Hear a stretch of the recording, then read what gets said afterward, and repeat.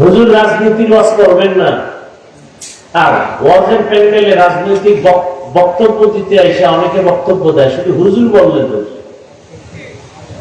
কি এটা কি রাজনীতির মঞ্চ? তাহলে রাজনৈতিক বক্তব্য হবে কেন ওয়াজের মঞ্চে? হয় না? হয় না?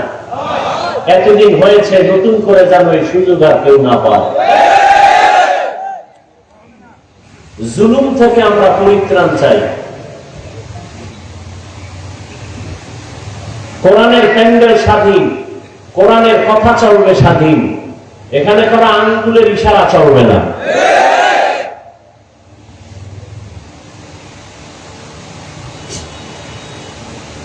আল্লাহ বুঝার তৌফিক দান করেন। যতই বলি বয়ানের পরে কি আর এই কথা ঠিক থাকবে? হুজুর হুজুরেরটা বলে গেছে, আমরা আমাদেরটা বলি।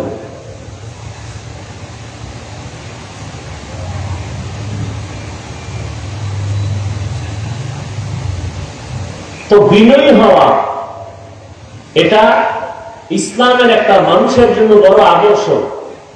অনেক শিক্ষিত মানুষ কিন্তু আদব নাই, কেউ তাকে পছন্দ করে না। প্রত্যেকটা জিনিসের একটা সৌন্দর্য আছে, মানুষের সৌন্দর্যের নাম আদব। লিকুল্লি শাইইন যিনাতুন ফিল ওয়ারা ওয়া যিনাতুল মারই তামামিল আদাবি। মানুষের সৌন্দর্য আদবের ভেতরে। শিক্ষা দীক্ষা কম, কিন্তু লোকটা খুব বিনয়ী, সবাই তাকে সম্মান করে, মহব্বত করে। দেখেন তো আল্লাহ নবী কি বললেন যে আদব আল্লাহ আমাকে শিখাইছেন, আমি আমেনার গর্ভ থেকে শিখে আসি নাই। তাহলে আদব শিখতে হয়। একজন বুজুর্গকে জিজ্ঞাসা করা হলো, ও বুজুর্গ তুমি আদব শিখছো কই? বেয়াদব থেকে। বেয়াদব যা করে আমি তা করি না। বেয়াদব বাম হাতে পানি পান করে, আমি বাম হাতে করি না, কারণ এটা আদব না বেয়াদবি? বেয়াদব।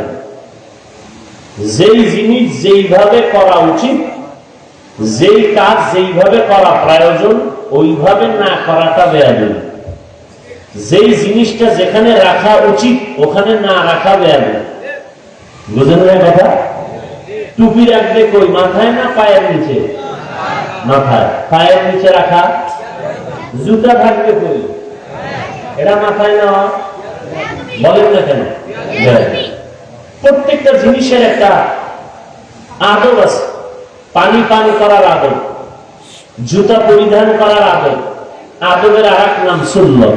বলেন আদবের আর এক নাম সুন্নত।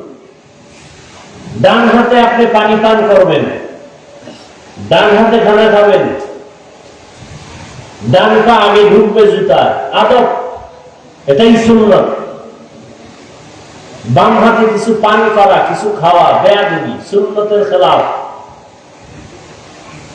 আর এটা শিখতে হয়। নবী যদি শিখেন আমি কেন পারবো না? কথা বলার মধ্যে আদব। বলে কি আদব? এক নম্বর আদব, কথা বলার আগে সালাম দাও। কথা বলার আগে সালাম দাও। একজনের সাথে মোবাইলে কথা বলবেন, আগে কি? তারপরে কালাম, তারপরে কালাম। আপনারা কি আগে সালাম দেন? আমি দেই না। সালামকে জবাই করেছে পৃথিবীর আন্তর্জাতিক চক্রান্ত মোবাইলের মাধ্যমে, হ্যালো শব্দ দিয়ে সালামকে জবাই করেছে। হ্যালো। আপনি যদি আজকে শুধু একটা সুন্নতকে চালু করেন যে আমি সালাম দিব এবং জবাব না দিলে কথা বলবো, ও যতবার বলবে হ্যালো সালাম আলাইকুম, বলবে হ্যালো সালাম আলাইকুম, হ্যালো সালাম আলাইকুম, জীবনের তরে আজকের শিক্ষা পাবে, মৃত্যু পর্যন্ত শিক্ষা ভুলবে না।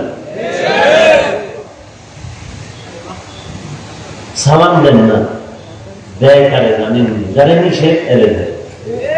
উল্টো মিস কল পাইছে, সালাম দেয়।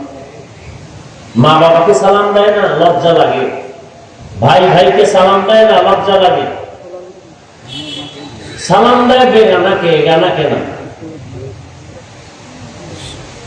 লিকুল্লি শাইইন ইনজিনাতুন ফিল ওয়ারা ওয়া জিনাতুল মারই তামামিল আদাবি। বয়ান তো জীবনে কম শুনলেন না।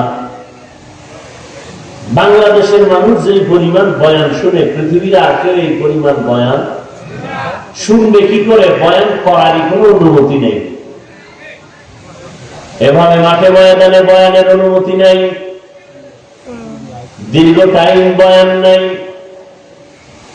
বাংলাদেশে এত বয়ান, দাওয়াত ও তাবলীগের মাধ্যমে বয়ান, পীর মাশায়েখদের পবিত্র জবানে বয়ান, জুমার দিন খতিব সাহেবদের জবানে বয়ান।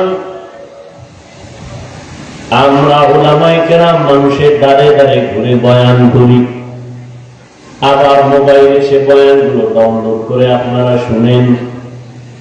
বয়ান শুনতে শুনতে এমন এক পরিস্থিতি হয়েছে, এখন মানার কোনো সুযোগ নাই, এত বয়ান আপনি জানেন।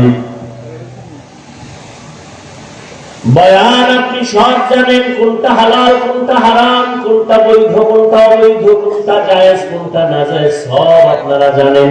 গালি দেওয়া হালাল না হারাম, মিথ্যা বলা হালাল না হারাম, জানেন, এরপরও মানেন না। জানা আছে কিন্তু মানার কোনো চিন্তা নাই। কারণ কি? দৈনিক মানুষ মরে, জানা যায়, আপনিও যান, কিন্তু একবার শিক্ষা নিলেন না মরণটা যদি আমার হয়। কই আমার ছেলে, কই মেয়ে, কই মা, কই বাবা, কই আপনজন? আমাকেও তো এমনি ভাবে আমার জামা কাপড় গুলো বেলেট দিয়ে কেটে কেটে রেখে দিবে, সাদা তিনটা কাপড়ের কাপড় দিয়ে পেঁচায় প্যাকেট বানাবে। আমাকে এমন জায়গায় শোয়ায় রাখবে যে জায়গায় দিনের বেলাও যাইতে বড় ভয়। ওই বাগান, ওই জঙ্গল যেখানে সাপ বিচ্ছু থাকার জায়গা, আমাকে সবাই রেখে আর কেউ খবর নিবে না। এখানে ওয়াজে আসছি, আম্মা জান অপেক্ষা আছে, আমি ঘরে না যাওয়া পর্যন্ত মা ঘুমাবে না, অপেক্ষা করতেছে। কিন্তু কবরে শোয়ানোর পর মা আর কোনদিন আমার জন্য অপেক্ষা করবে না। টাইম হয়ে গেছে, ঘুমায় যাবে, খানার টাইমে খানা খাবে, দুই একদিন মনে করবে আর আমার জন্য সময় অপেক্ষা করবে না। ওই অন্ধকার কবরে আমি একা, আমার এত আপন কলিজার বন্ধুটা পর্যন্ত মোবাইল থেকে নাম্বারটা ডিলিট করে ফেলবে। আপন বন্ধু নাম্বার ডিলিট কেন? বন্ধু নাই, নাম্বারও নাই। কোনদিন ভুলে আমার নাম্বারে কল দিবে না, জানে আমি মরে গেছি, আর কল দিয়া লাভ কি? আর কোনদিন ফোন করবে না। ওই অন্ধকার কবরে আমি একা পড়ে থাকবো। আদম নবী পড়ে রইলেন, হাজার হাজার বছর হয়ে গেল, সব আম্বিয়া কেরাম চলে গেলেন। আপনার আমার রহমতের নবী ১৫০০ বছরের উপরে হয়ে গেল কবরের মধ্যে রওজা মুবারকে জিন্দা। তাদের তো কোনো গুনাহ নাই, সাহাবায়ে কেরামদের আল্লাহ অগ্রিম ক্ষমা করে দিয়েছেন। কিন্তু আপনার আমার উপায় কি? আমার চারদিকে শুধু গুনার গুনাহ, একটা নেক আমল নাই। টুকটাক যে আমল করছি সেই আমলের মধ্যেও ভেজাল আর ভেজাল। একা একা যখন নামাজ পড়ি, 10 রাকাত নামাজে আমার 1 মিনিট লাগে না। মানুষের সামনে যখন আমি নামাজে দাঁড়াই, আমার 4 রাকাত নামাজ 3 মিনিটেও শেষ হয় না। নামাজটা মানুষের দেখানোর জন্য পড়েছি, দান করছি, তাও মানুষকে দেখানোর জন্য। মারহাবা পাবো, সম্মান করবে, চেহারা আগায় দিবে। বাইতুল্লাহ হজ করে আসছি, মানুষ আমারে আওয়াজ না বললে মনে কষ্ট লাগে, মানুষের জানান দেওয়ার জন্য আমি